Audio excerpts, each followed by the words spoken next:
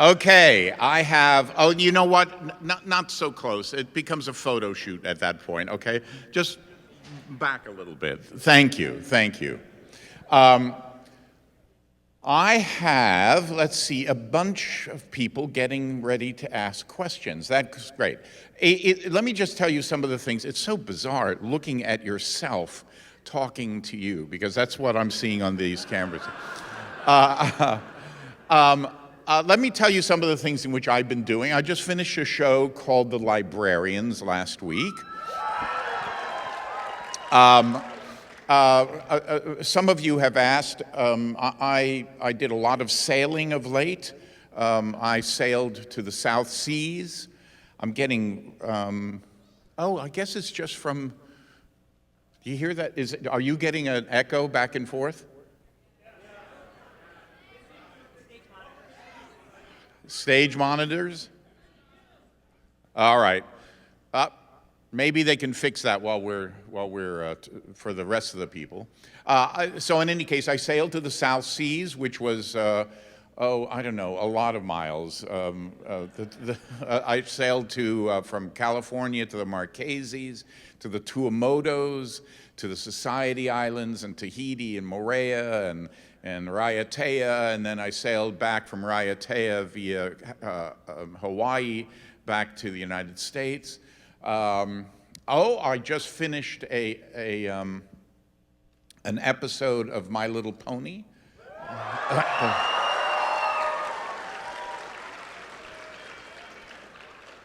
I'm not supposed to say this, but I can give you a little hint. There's a glue factory involved.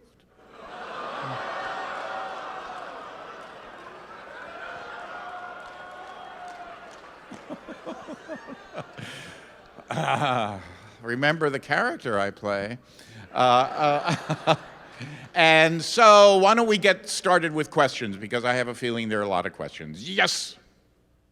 If you had an idea for a prank that Discord could pull on any of the pony, what would it be? I think I just mentioned it. Yeah. Okay. Next.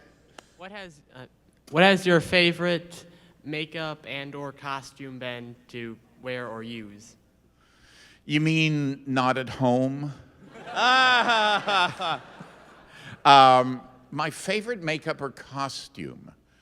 Probably one of the more iconic ones was the trial judge in in this little show that you might have heard about, Star something. Wagon Train. Okay. All right. Since I know this is only your second BronyCon, and you've been doing more of these conventions lately, what would you say is the biggest differences that you've noticed in the fandom since you did the documentary and to today? Oh, well, I'll tell you what. When I did the documentary, one of the things in which I said to Mike Brokoff, who he and I and a couple others produced the show, but he and I really produced the show, I said, because we had, I think, 4 or 6 cameras out there shooting everything. I went up to him and I said, you know, Mike, I've been to a lot of conventions before because of Star Trek, but I have never seen this sort of spirit. This is really unusual. Everybody here feels that they're involved in something that's quite important and quite new, and I'm just really concerned that we capture that, because it's very difficult to capture spirit on film. And this morning, as we were waiting to come out, and the house was filled with people, and the music was on, and there were, I don't know how many people could be in this room, but let's say, 3,000 or so. They're all dancing and singing. I went, wow, that's really unusual for 9:30 in the morning. So that's something that's very specific to this fan base. Yeah. Okay. Lord of the Universe, John DeLancie. About a year ago, maybe a little bit more, you did a video, Let's Go and Meet the Bronies. Were you aware that there was a reply to that on YouTube? Let's go and meet John DeLancie. No, wait a minute. First of all, I did a video called Let's Go and Meet the Bronies. You were singing in it. It was one of the YouTube. I understand. You know what? Because that's been pulled out of the documentary, I see. I see. And is there a video called Let's Meet John DeLancie? That's horrifying. It's just...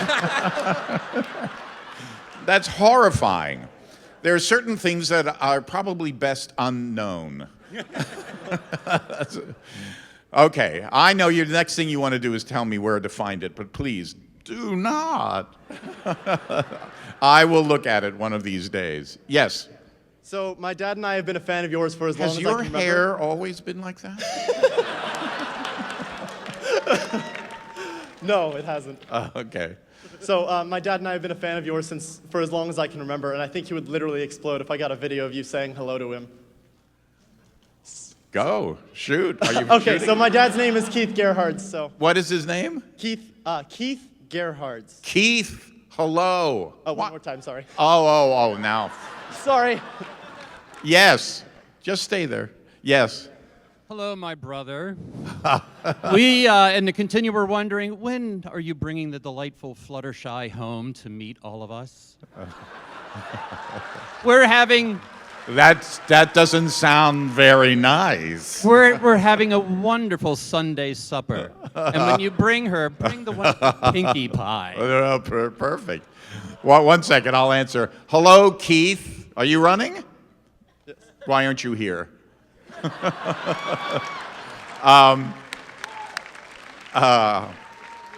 Well, you know what? It's fun that there's this sort of melding of these two fandoms. I had somebody tell me, sort of a higher up, as I recall, in the My Little Pony world. Maybe it was one of the producers or something. He said, "You are our." What did he say? You are our gateway drug. And I said, what do you mean? He said, you are the gateway to bring Star Trek fans to us. And I went, oh. Which made me think, perhaps I should be bringing Brony fans to Star Trek. So, yeah. Okay, yes. Actually, all I really wanted to do was say thank you for all your work over the years. I watched you with my mother when you were on daytime television, then when you went over to Star Trek, and now to My Little Pony. And I just wanted to say thank you for all your work. Thank you very much. Thank you. Yes. Yeah, my name is William Smith from New Hampshire, and my parents aren't really accepting of the Brony community, so I just wanted to ask you, is there anything that you would like to say to them? This is what I would, have they watched that documentary that we did? They did, and they're still kind of sourpusses. Well, Familiar, certain Jay. things are hopeless. You know what? Don't worry about it. Don't worry about it. I think it's fine. I think you're fine. I think it's a really wonderful community, and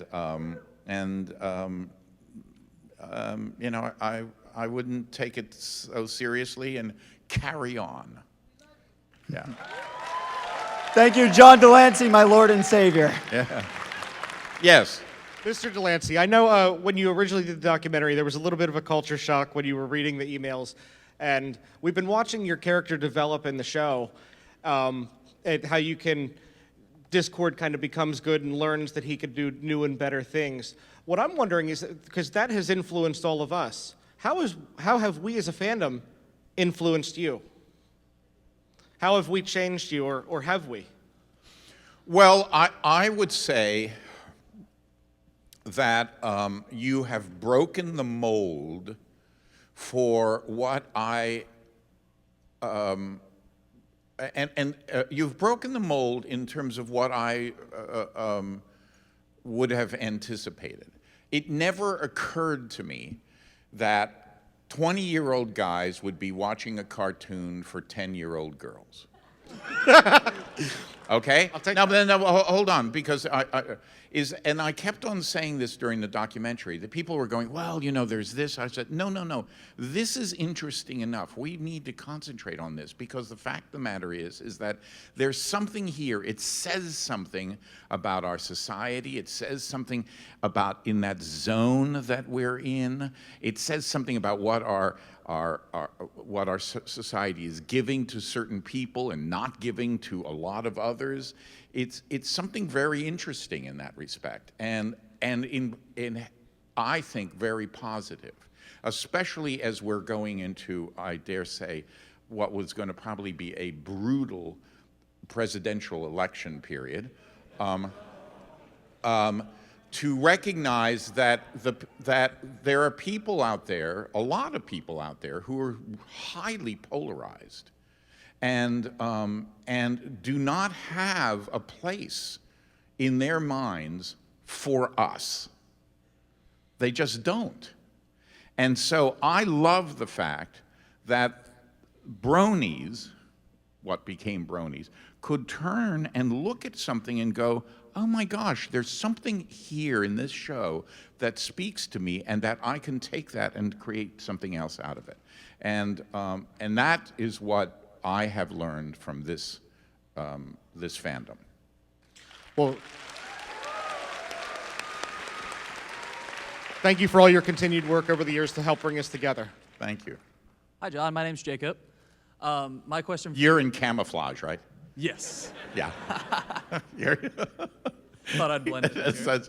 I could just see, like, you know, an army battalion dressed like you know, Is that coming a hint up at a over the future hill. episode? You would scare the enemy. They go, oh my God.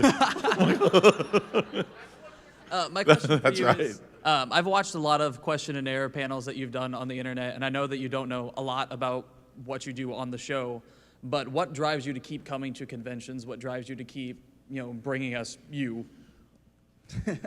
Well, it is sort of a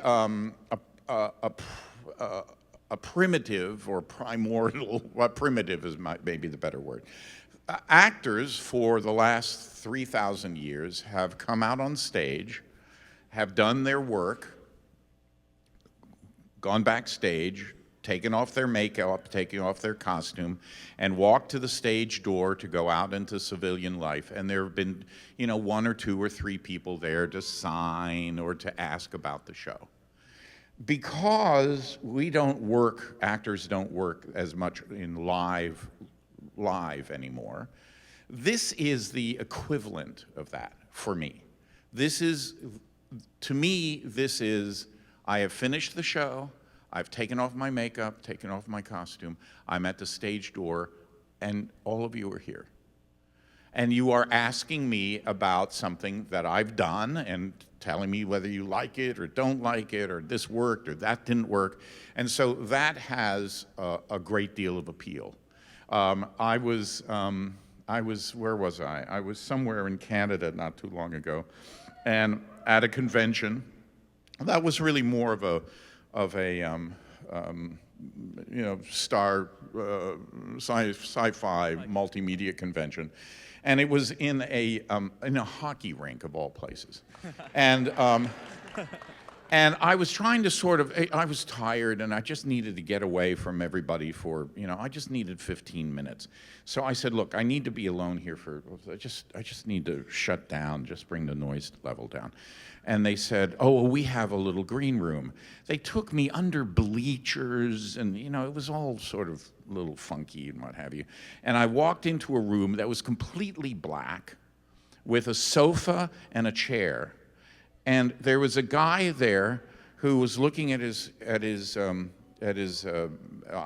phone, reading something on his phone, and I went, Bill Shatner,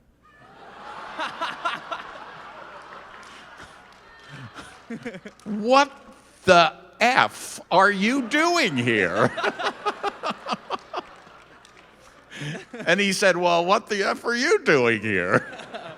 And we sat down and we talked about that. We just said, well, why are we doing this? And it was interesting. His reason was the same as mine. He said, I just love talking to the audience. Well, thank you. I appreciate it.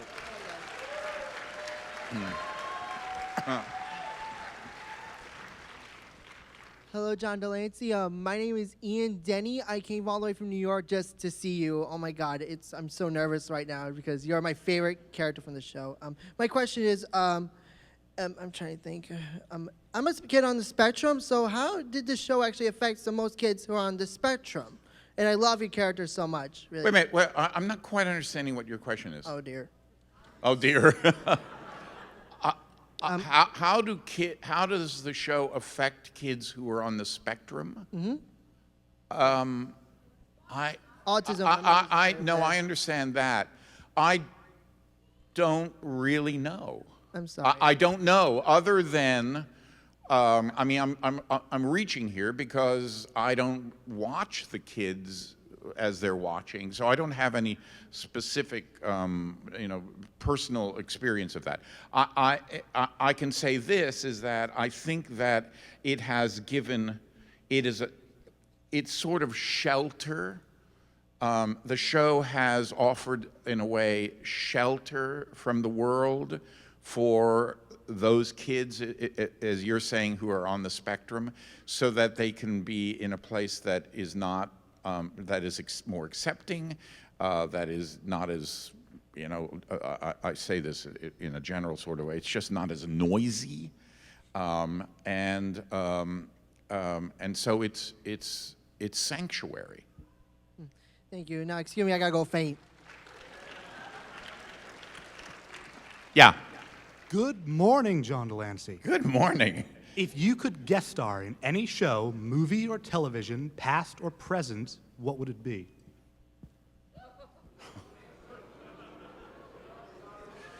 I have so trained myself over the years not to think that way, only because it doesn't really make any difference to me. Also, you have to understand, I watch almost no television. We have a room in our house which is dedicated to that, with a beautiful, flat screen television in it, and it's like a little screening room. I don't know how to turn it on. I go like this, and then I go like this with the other one, and then the other one, and I go, oh, screw this, and I walk out. I watch almost everything on my computer, and I watch almost everything streaming, and I have argued now for many years, why are we paying way too much money for television that we never turn on? Hear, hear.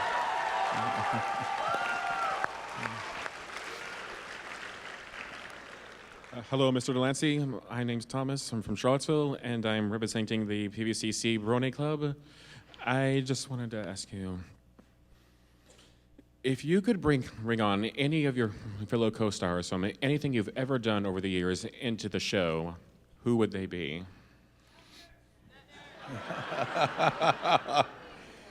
Well, sure, Bill would be great. Brian, which show are you talking about? Anything you've ever done over the years. Bryan Cranston is a wonderful actor. I've worked with wonderful opera singers that I would bring on. I used to direct opera. There were some wonderful singers. I'm so impressed with the music that the show does. Daniel Ingram, I think is great. So I don't know, people like that. Tons of. It's a show that can handle the weight of a lot of talented people. So, yeah.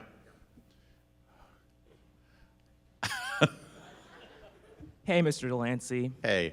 By the way, you don't need to call me Mr. DeLancie. So my liege.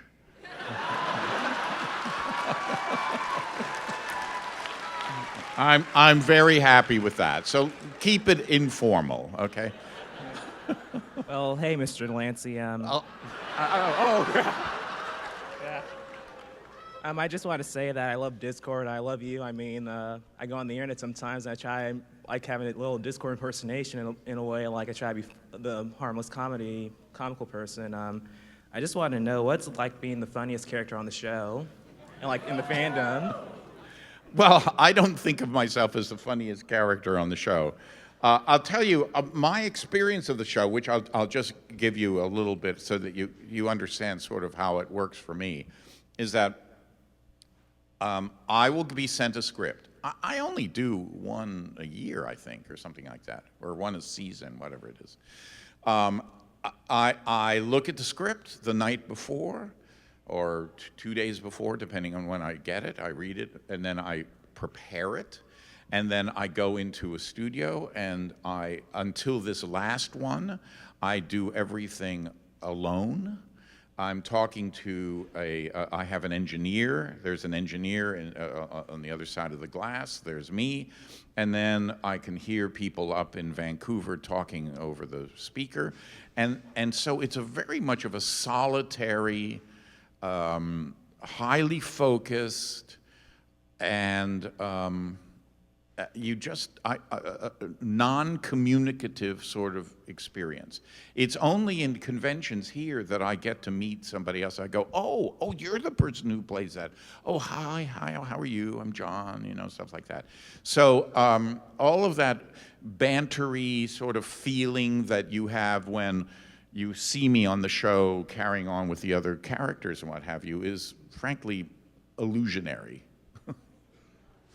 Yes? Where do you think your career will take you, like in the near future? Well, that's a terrific question. I'll tell you where it's going to take me on Sunday. On Sunday, I'm flying out very early, like 4 o'clock in the morning. I'm flying to Las Vegas, and I'm going to be opening a game. Those of you, this is a pre-announcement. There's a new Star Trek game which is really interesting. It's made by Disruptor Beam. They were the ones who did the Game of Thrones mobile game, and it is a Star Trek game in which Q, not R, not P, but Q, has disrupted the universe, and all of the characters in all of the shows of Star Trek, classic, movies, Next Gen, Voyager, all of them are all available to the player, who then can pick and choose sort of like their star team that they want and go off and play the game. So that's what I'm doing absolutely next. After that, I am getting involved with a friend of mine in creating a bunch of animated videos, animations that have to do with science. I go to science soirees, and I have science soirees at my house, which is to bring. I have friends who are part of Caltech, and they come over, and it's really a fun evening.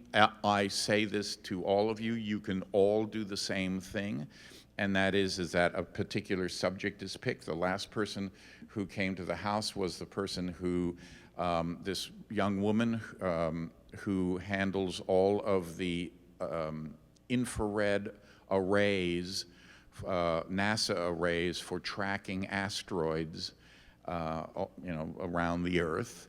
And so they come to the house, they give a little talk, we have food and drink, and we talk about it. So those are things in which I'm involved in. In terms of actual jobs that come, that you will see, I told you I just finished a show where I play the devil.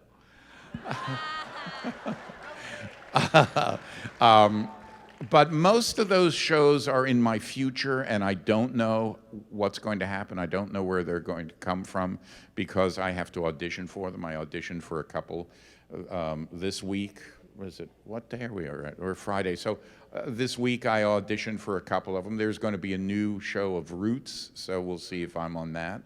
And things come that way. I just finished a play, and that usually is something that I do about every 18 months or so, is I do a play, and I don't know when my next one is going to come.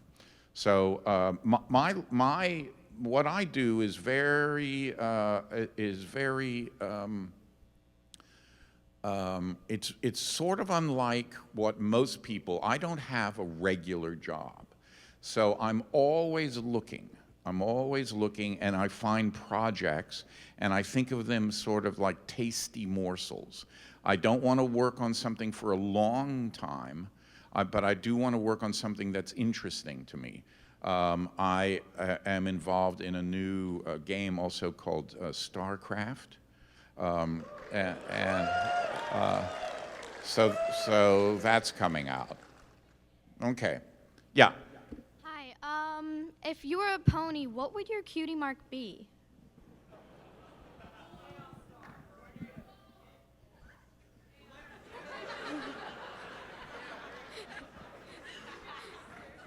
Nothing that has come into my head can I say.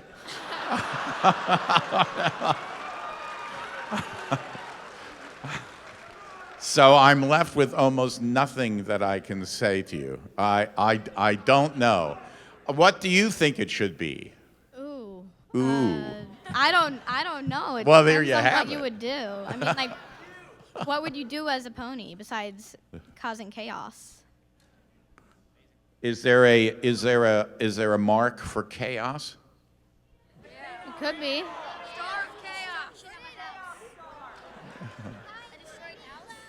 All right. Well, I'll think of that, and maybe by the end of the weekend, I'll come up with something. Yes. Hi, John. I'm really glad you're here. Hope you're having a good time up there. My question is, what's your fondest memory from working on the show with the cast and crew? Oh, by the way, you're awesome. Best person ever, man.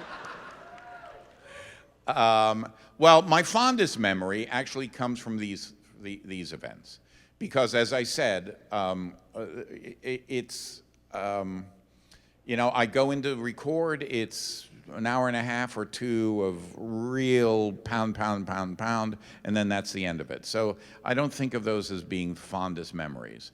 I had a really enjoyable time not too long ago up in where was it? In Seattle at a Brony convention, where I got to talk to the two head guys, and we had this really a fascinating conversation where I kept on asking them, when was it that you figured out that the audience that you were writing for, because when you write something, you write with an audience in mind, okay?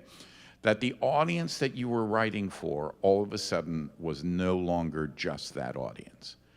When, in other words, it had gone from a kid's cartoon intended for little girls and had made this quantum jump. And we were able to come down just to right the place, just that particular moment where I went, oh, wow, oh my God, this is something completely different. And that was fun. And it took us, well, I think you're adult enough for me to say, it was like 3 drinks in. The 3 of us were at a bar talking, and then it was a really fun, fascinating conversation. Okay, next. Yes. In your opinion, who is best pony?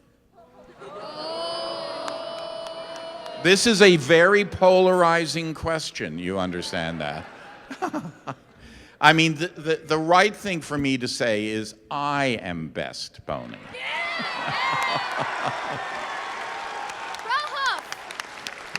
Good morning, my liege. I wanted to ask, have you ever permanently borrowed anything from your sets? Which sets are you, what sets, you mean any set? Yes, any set. No, no, I actually haven't, although I do know a lot of people who have. Yeah, yeah. No, I haven't. I'm sorry to, I know it would be more fun to say I have, but I haven't. I mean, are you thinking like of Star Trek stuff and things like that? Because that big outfit, all of those, those are all costumes I brought from home. Oh. That seems right.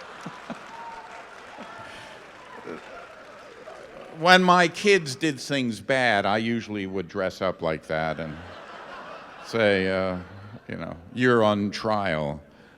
Well, I do know you've stolen all of our hearts. Oh, okay. Hello, my liege, Mr. John DeLancie. Hello. It is an honor meeting you, and I would like to ask, well, you answered my first question, so I changed it a little bit. How good of friends are you with the rest of the cast on My Little Pony? Well, I'm friends with them, but I only see them at these events, and we are usually go like, oh, hi, and then somebody saying, could you autograph? And yeah, you know, what are you doing? Where did you come in? You know, stuff like that. So that's about as much. I think that the people up in Canada have a chance to be much more friendly because they, first of all, live in the same town. They see each other. Presumably, and what usually would happen is that if you're with a whole group, you know, you come in, you rehearse from, or you record from, let's say, 9 to 12, and then invariably somebody says, oh, well, hey, why don't we go and have lunch or something like that? And then that's how you do that. For me, it's a different situation. Yeah. First off, I'd like to say that you are awesome. And my question is, if you have ever met Discord in Equestria, what would you do to hang out with him? What would I do to hang out with Discord? Yeah. Well, you know what?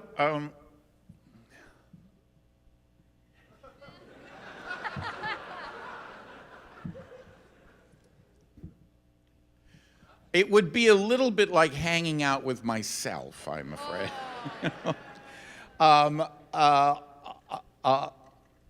I have brought what Lauren wrote or conceived of. I sort of, you know, created the third dimension of it. So I guess in a way I would find sitting across the table at lunch with Discord to be a very trying time. Thank you. Yes. Mr. Discord, is it really fun when you play the two tricksters, Q from Star Trek and Discord? Yes, it is fun. You know what? And I'm sure your mom and dad are not going to be happy with what I'm going to suggest next. Do you want to know how fun it is? Do you want to try it? Maybe. I'll give you the secret. Just do anything you want.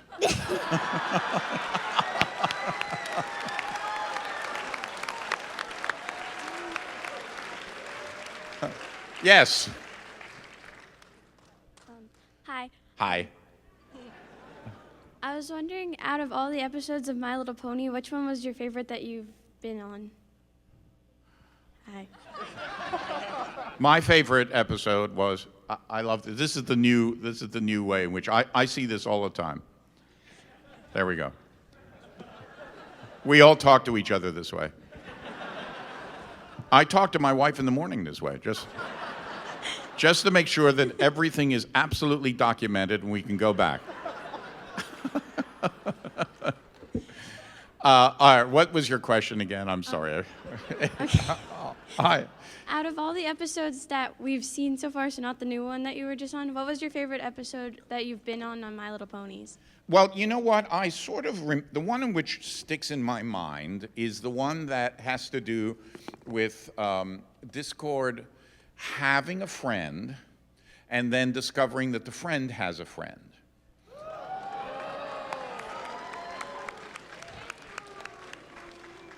I like that episode because it is It is a problem that an 8-year-old has. It's also a problem that an 80-year-old has. And I love those type of shows where what is being talked about is of a serious nature. Obviously, you know, it's done in a kind of a crazy, wacky, you know, fun, entertaining sort of way. But at the core is a real question, and that is that can you bring in new people without feeling jealous about it? So, yes. So, John DeLancie, has playing characters, the chaotic ones like Q from Star Trek or Discord from My Little Pony, and having this kind of popularity around the character, do you believe that that has affected you in your personality and behavior towards others? Are you more chaotic than you used to be? I'm going to strangle you now.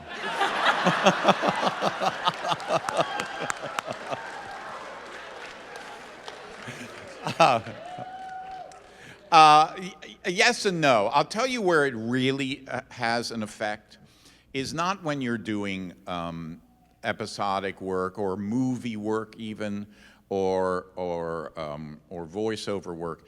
Where it has its effect is when you're doing a play.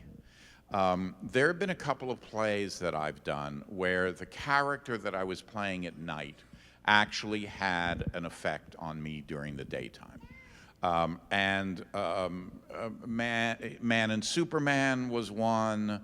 One in which I've talked about before was a character, a true person. His name was Bebau. He was a functionary, a Nazi who ran the ghetto of Lodz. You get to live. You spend a month preparing. Let's say even a month before that in rehearsal. So that's 2 months of preparation, and then you play it for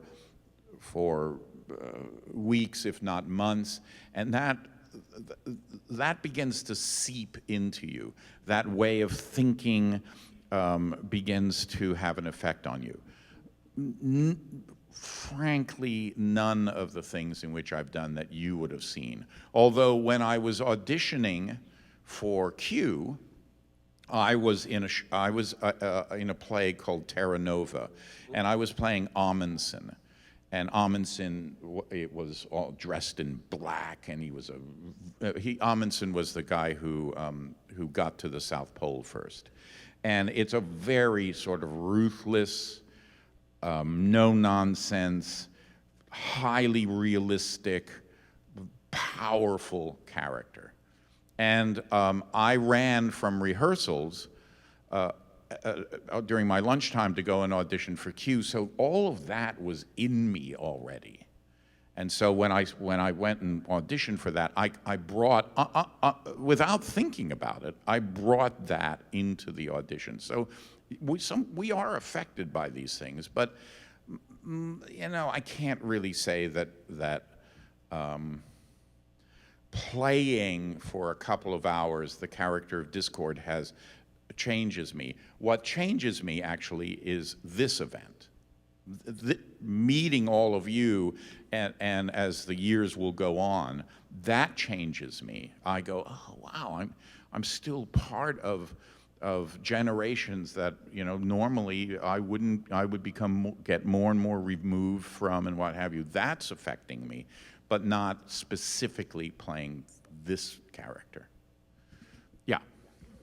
Hello, sir. This is a message from the Survey Corps. How do you prepare yourself for any role that you've done? What do you do to bring yourself into every character you perform, such as, you know, Star Trek Generations, Breaking Bad, and My Little Pony?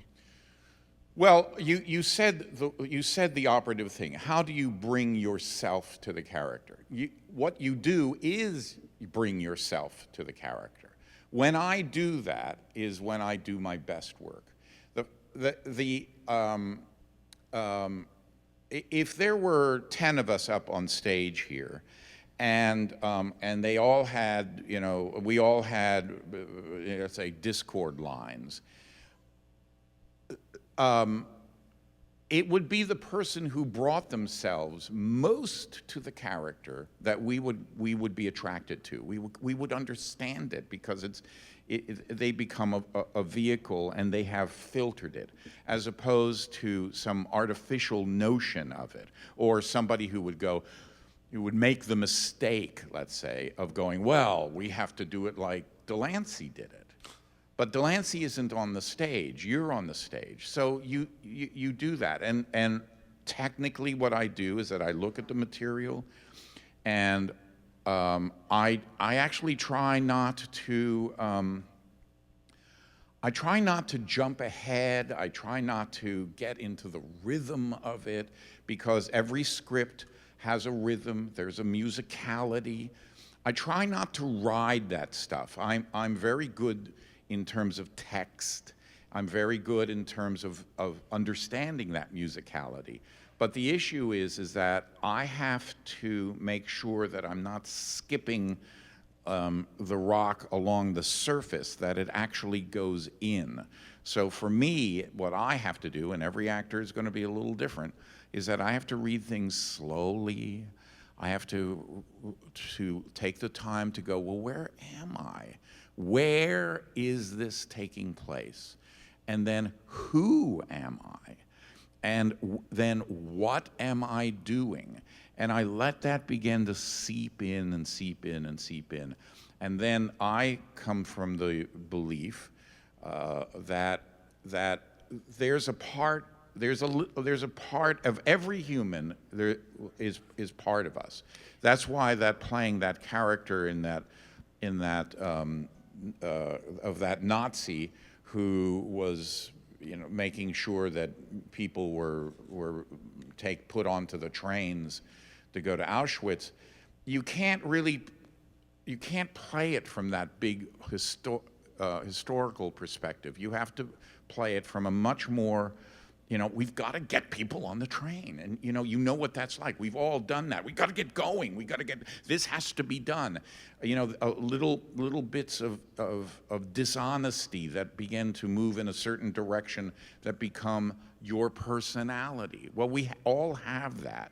And one of the things that's fun about acting is that you get to find that little piece there that you go, oh my God, I can build on that and create a whole character about that, and be that person who sends people onto a train, and understand that I could do that. Now, the thing is that I'm pretending. But in the process of pretending, I find out things about myself that I go, oh, that's very interesting. And so that's sort of what the job of an actor is. And so, again, to wrap it up, you have to bring yourself to the role. And one final part. You know what? I only have 5 minutes here. I'm just a big sign. Yes. Hello, my liege. Ah, hello. What I would like to ask you is, we know Discord's design in the cartoon, a mismatch of all sorts of different animals to make an embodiment of chaos. If you had a chance to personalize that design, bring in your own creatures to make Discord, would you change him, and how? Or would you keep him the same and you think he's perfect as he is? Well, I think he is perfect as he is, who works in the world, in the terrestrial world. It wouldn't quite make sense in the aquatic world, but I think it would be sort of fun to see that he would have the ability to rechange himself and go into the aquatic world as well. Yeah. Okay. All right. As a Maryland native, I would just like to say welcome to Baltimore. It's an honor to have you here. My question is, what is it like working with alongside such big stars like Patrick Stewart from Next Generation, or Bryan Cranston and Aaron Paul from even Breaking Bad? And follow-up question, what's your gentleman's drink of choice? My gentleman's drink of choice? Yes, sir. I'm a rye. I like rye. Okay, bourbons, ryes, what have you. What it does is that it ups your game. It's like going out and playing tennis with somebody, you've all experienced this. If you go and play tennis with somebody or any game, whatever it is, if the person isn't as good as you are in the game, it's not the same game. But if the person is as good or better than you are, then it ups your game. That's what makes those events sort of fun. Okay, yes. Hi, it's a honor, John. So you've had a lot of experience. Thank you. You've had a lot of experience playing different types of characters. Some of them eccentric and goofy, like Discord and Q, but some of them more serious, like your role in Breaking Bad. So is there a type of character with maybe a certain personality that you would like to try to play? Is there say the last part? Oh, is there a character with maybe a certain personality or, personality pretty much, that you would like to try to play that you haven't yet? Well, that goes back to what the gentleman over here says. It is a role that you can delve really far into yourself. That's what you're looking for. The reason that the role on Breaking Bad was well received is for two reasons, very important reasons. And the most important one is this: it was well written, okay? And because it was well written, all I had to do was, in actor talk, it was either call it get out of the way and let yourself just be the one, or take it in and be the one. But you cannot do that with material that isn't good. So you're always looking for material that you go, oh, wow, I really embrace this. I could really do something with this. Okay, I'm supposed to wrap things up. So one more question. Hello.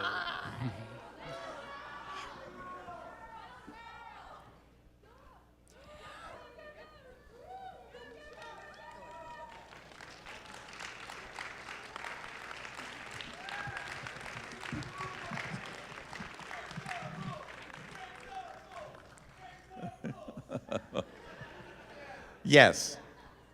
In the show, are you friends with Tree Hugger? Very good friends.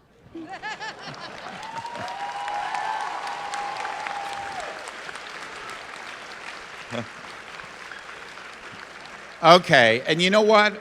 I was supposed to start at 1:15, right? But we didn't get started until what time? 11. All right. So unless they come out, let's do a few more questions. Okay, go ahead. Yes.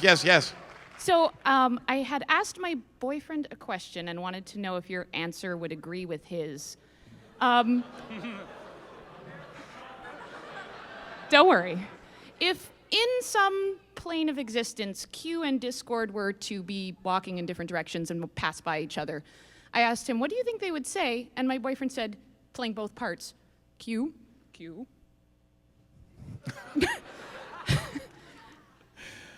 I don't know what they would say. I honestly don't know. You're far better suited and far better schooled, or you have to answer that question. Okay. All right. Next. Hello, Discord. Hello. It seems with your recent reformation that chaos in Equestria is an all-time low now. Being that it is, if you could choose an alternate job title, what would it be? Well, you know what? I actually think that it should spin up again in terms of the chaos part. Well, one doesn't need to get too nice, and so I'm hoping I don't have to answer that question in terms of a new job title, because I'm hoping that in the future, and there is a future coming, that I'm going to be naughty again. Excellent. How you doing, John? I need you to be perfect. I need you to be perfectly straight with everyone here. On my way in here, I found this on the bottom of my shoe, which I believe is the cutie mark of a certain part of the cutie mark of a certain pink pony. I need you to be perfectly honest with us. Is your chaos magic slowly taking over this convention? Yes. There you have it. Ahoy, my liege. Ahoy. Word on the docks be that ye ship Discord and Celestia.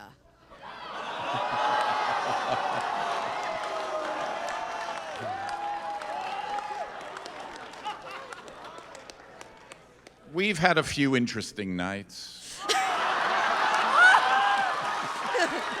Thank you. Hello, my liege. So, I do something called live action role play, and I wanted to know, and this is not my real voice, by the way, but I wanted to know, it's very similar to acting. What kind of advice would you have somebody who would like to get into an acting career? Don't. Honestly, if you're enjoying yourself the way it is, don't. You can do lots of plays in your community theater. You can have the enjoyment of rehearsing and an opening night and the bittersweet feeling of a closing night and a party and what have you.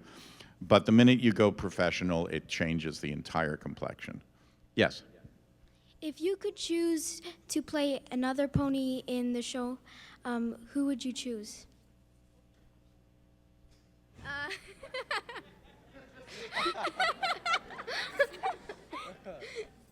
It has to be a pony? Yes. Who would you have me choose?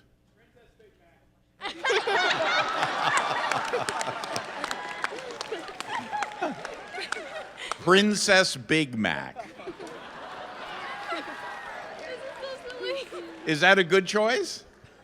Sure. Yeah, okay. All right, one more. This is the last one. Okay. Okay. Mr. DeLancie, I just wanted to say, first of all, thank you for all the work you do on the show and the work you've done towards the fandom. We all appreciate it. And I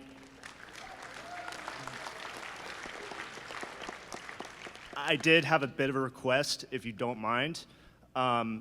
Discord writes a letter to Princess Celestia. You have a request that I write a letter to, is that what you said? That Discord does, since you're here. But if you don't want to do that, I did prepare a Plan B question. Okay. What is your Plan B question? My Plan B question is, how has working in live action for you compared to working in animation? Oh, well, it's certainly easier. Animation? Yes. Okay. Yeah. It's almost no, there's almost no comparison how much easier it is. I